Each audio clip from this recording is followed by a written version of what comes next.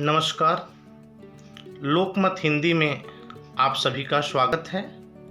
मैं काशी से आचार्य पंडित धीरेन्द्र मनीषी आप सबके समक्ष नवरात्रि का जो षष्ठम दिवस है, छठा दिवस है, उसमें माँ के कात्यायनी स्वरूप का विग्रह एवं पूजन होता है।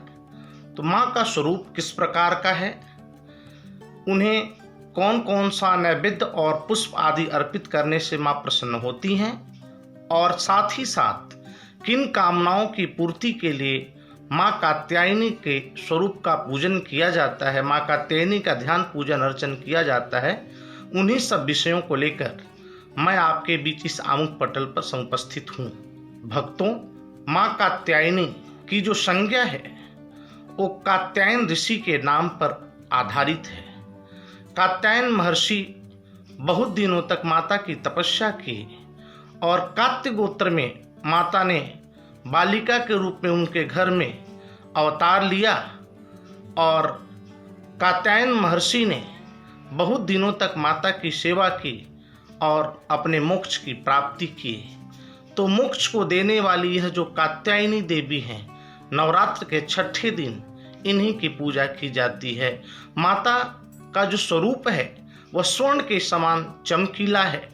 रत्न आभूषणों से माता सुशोभित हैं। साथ ही साथ माता चार भुजाओं वाली हैं। इसीलिए माँ कात्यायनी देवी को चतुर्भुजी देवी भी कहा जाता है। दो जो भुजा है वह मुद्रा रूपधारी है। एक हाथ में तलवार है और एक में माता के पुष्प है। ऐसा सिंह आरूढ़ा माता कात्यायनी भक्तों का कल्याण करती हैं। और इसी स्वरूप में नवरात्र के छठे दिन हम माता का पूजन अर्चन करते हैं।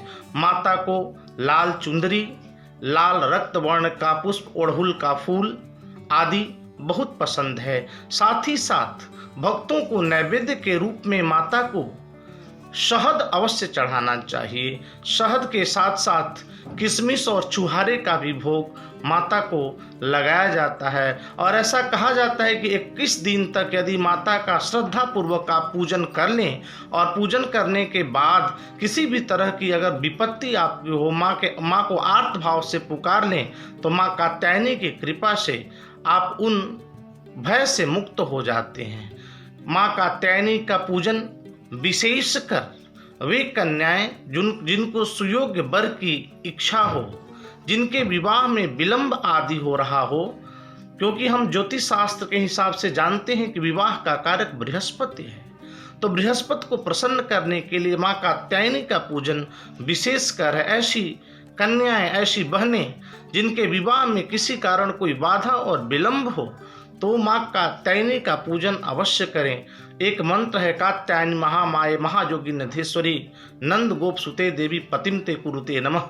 इस मंत्र का 21 दिन तक 108 बार पाठ किया जाए और आसन के रूप में यदि केले का आसन लेकर जो बहनें हैं, जो कन्याएं हैं, जिनके विवाह में विलंब हो रहा हो, वह माँ कात्यायनी का पूजन करें तो निश्चित ही सुयोग्य वर की प्राप्ति होती है। साथ ही साथ ऐसा भी कहा जाता है कि आप किसी भारी केस मुकदमा आदि में फंसे हों, शत्रुओं से परेशान हों, तो 21 दिन तक माँ का विधि पूर्वक पूजन करें और उनको शहद अर्पित करें, तो उस केस और मुकदमा से आपको छुटकारा मिल जाता है। साथ ही यह भी कहा जाता है कि चतुर्विध धर्म, अर्थ, काम और मोक्ष सबको देने वाली माँ कात्यायनी है। और किसी भी प्रकार का कोई कार्य हो, जो संकट में आप पड़े हुए हैं, तो उस संकट से माँ निवृत्ति दिलाती हैं और उस कार्य में आपको विजय दिलाती हैं। तो माँ कात्यायनी के स्वरूप का अर्चन और पूजन आज नवरात्र के छठे दिन सभी देवी के भक्त करें,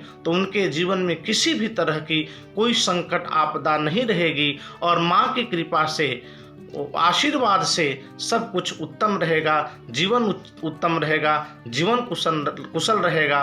और इसी कामना के साथ मैं भी माता को प्रार्थना करता हूँ कि माता इस संसार में कोई भी दुखी न रहे, सब आपके पुत्र हैं, अपने पुत्रों पर अपनी कृपा दृष्टि हमेशा बनाए रहें। इसी कामना के साथ मैं काशी से आचार्य पंडित धीरेन्द्र मनीषी आज नवरात्रि के छठे दिन मां कात्यायनी के स्वरूप पूजन विधि, उनके पसंद पुष्प नैवेद्य आदि और विशेष कामनाओं को लेकर आपके बीच समुपस्थित था। अब अगले अंक में हम लोग फिर मां दुर्गा देवी के सप्तम स्वरूप का वर्णन करेंगे। इसी के साथ जय श्री हरि, जय विश्वनाथ।